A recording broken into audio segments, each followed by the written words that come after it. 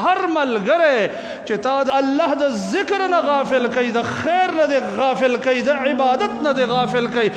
دی ملګری په وجه باندې به ته په قیامت کې پریشان یې. نو نن ورسره ملګرتوب پرېږده. قدرمنو عزتمندو ورونو احتیاط وکئ. ګوره ملګری د دې تریخ سفر د پړاوونو اولنۍ پړاوی ده. که یو انسان دلته مضبوط قدم کېښود او نیک ملګری د ځان دپاره انتخاب کو، دا تریخ سفر به په هغې خوږ شي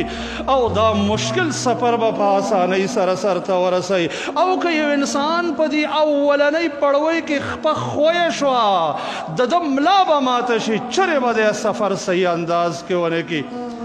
قرآن عظیم الشان کې موږ ته الله رب العالمین د یو انسان تذکره کوي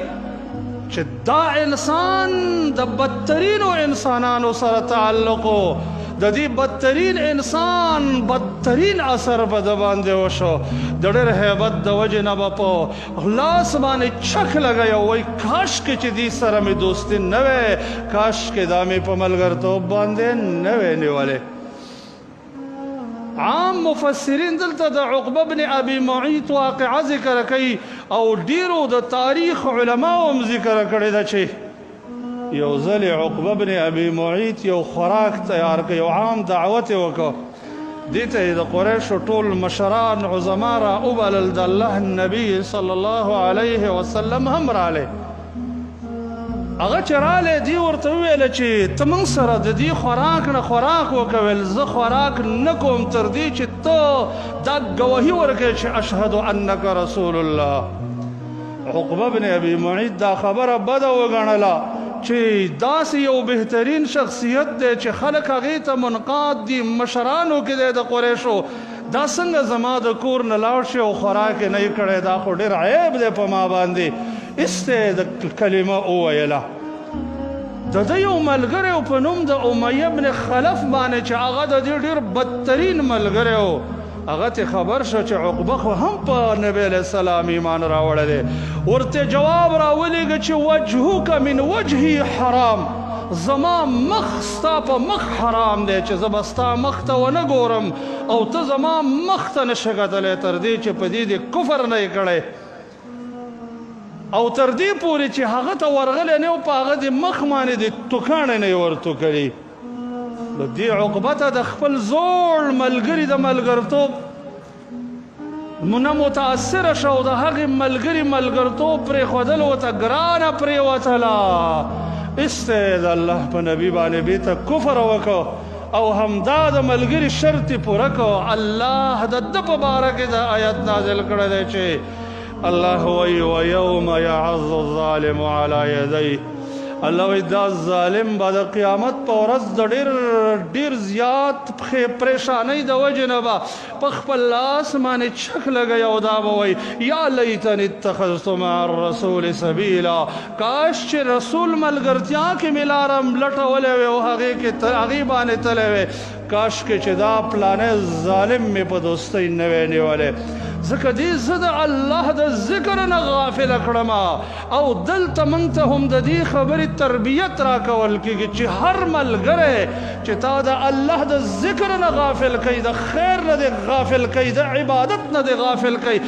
دې ملګري په وجه باندې به ته په قیامت کې پریشان یې. نو نن ورسره ملګرتوب پرېږده. یا ویلتا لیتنی لم اتخذ فلانا خلیلا لقد اضلنی عن الذکر بعد اذ جاءنی. حافظ ابن کثیر رحمه الله فرمایي وی دا آیت د هغه انسان په باره کې نازل شوی دی چې د بدترین ملګري سره ملګرتوب او د قیامت په ورځ په دې ملګرتوب پریشان وي. وی برابره خبره ده که دا عقبه بن ابي معيط وي او که بل وي، ځکه دا واقعه د سند په لحاظ سره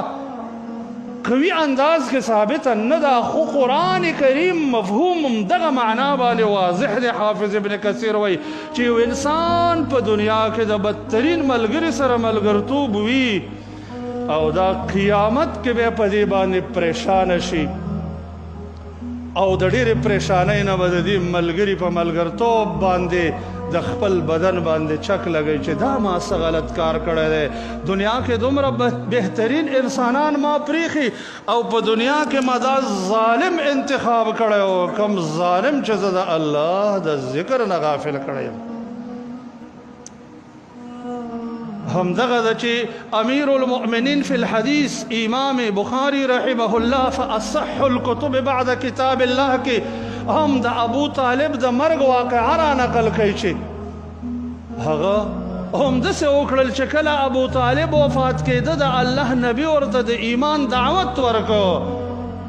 ابو طالب د الله د نبی ښه دفاع کړې وه خو د بدترینو ملګرو سره یې ملګرتوب نه و پرېښی مرګ وخت کې ورسره هم هغې راغلې ورته ویل اترغب عن ملة آبائك اترغب عن ملة عبد المطلب فكان آخر ما قال وهو على ملة عبد المطلب وأبى أن يقول لا إله إلا الله ده په ایمان د ملت د عبدالمطلب باندې وفات شو د لا اله الا الله ویلو نه انکار وکړو یو سبب پکې دا بدترین ملګري و ورنه هغه زړه ته ښه دا خبره ښکته شوې وه چې دا صحیح نبي دی او دا یې ویلي ولقد علمت بأن دین محمد من خیر ادیان البریة دینا او دا یې ویلي چې لقد علموا ان ابننا لا مکذب لدینا ولا یعنى بقول الاباطل خدای ته پته ده چې زما بچی چرې دروغ نه دی ویلي او نه یې باطله خبره کړې ده خو د بدترینو ملګرو اثر د وجې نه هغه د لا اله الا الله ویلو نه انکار وکړ